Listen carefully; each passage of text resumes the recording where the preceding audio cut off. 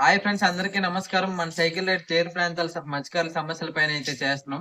ఈ రోజు 20వ రోజు అనమాట. ప్రెజెంట్ అయితే నేను డోకులపాడు అనే గ్రామంలో ఉన్నాను. సో డోకులపాడు గ్రామంలో ఆ మత్స్యకారులు ఏ సమస్యలు ఫేస్ చేస్తున్నారో ఒకసారి వాళ్ళ మాటల్లో తెలుసుకుందాం. సో ఈ వీడియో ప్రతి ఒక్క మత్స్యకారుడు చూడాల్సిన వీడియో అనమాట. బాబాయ్, మన ఊర్లో ఏ సమస్యలు ఉన్నాయి బాబాయ్? శ్రీకాకుళం జిల్లా పచ్చపుత్తూరు మండలం డోకులపాడు గ్రామం. మాకు ఇక్కడ ఉన్నటువంటి సముద్ర పైన యాట చేస్తున్న సమయంలోనూ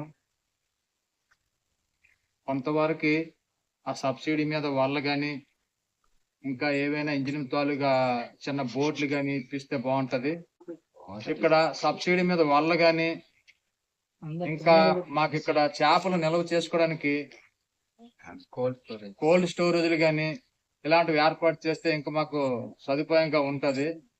మెయిన్ గా మాకు ఈ చిన్న తెప్పలకి ఇప్పుడు ఉన్నటువంటి యమహా ఇంజినల్ అని చెప్పేసి చిన్న వచ్చున్నాయి. అవి కూడా ప్రభుత్వం తరపు నుండి మాకు సబ్సిడీ మీద అవి మాకు అందజేస్తే ఇంకా బాగుంటది అని చెప్పేసి మేము దీని ద్వారా తెలియజేస్తున్నాము.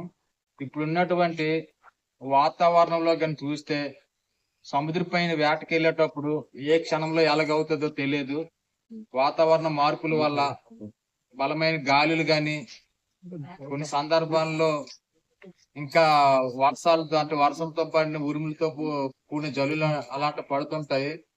అలాంటప్పుడు సముద్రం కూడా కొంచెం అల్లుకల్లోలంగా అయిపోతుంటది. మా దగ్గరలో మినీ జెట్ ని కూడా ఏర్పాటు చేస్తే మాకు కొంచెం ఇంకా వెసులుబాటు కల్పించే విధంగా ఉంటదని చెప్పేసి ఈ రోజు మత్స్యకారుల సమస్య కపాస్ కొద్ది ప్రసాద్ అంటే తరతరాలు మత్స్యకార సమస్యలతో అలాగే జీవిస్తున్నారు కాబట్టి వాళ్ళ యొక్క స్థితిగతులు తెలుసుకొని మెరుగైన స్థితిగతులు ఏ విధంగా ఉండాలనే ఆలోచనతో ఈ అబ్బాయి మనకు గత 15 రోజుల్లో ఈ రోజు మన వజ్రపుత్ర మండలం డోకులపాడు చేరుకొని మన యొక్క పరిస్థితి తెలుసుకోవడానికి ప్రయత్నం చేస్తున్నందుకు ధన్యవాదాలు.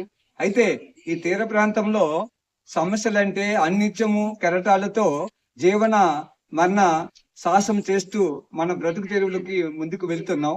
అన్నిత్యము ఈ కెరటాలతో యుద్ధం చేస్తూ మా జీవనోపాధి పొందుతున్నాం.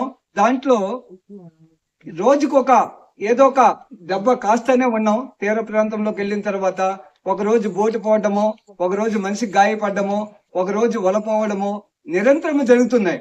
ఈ సమస్యలు ఏంటంటే మా యొక్క కష్ట సుఖాల మీదే మేము ముందుకు వెళ్ళిపోతున్నాం.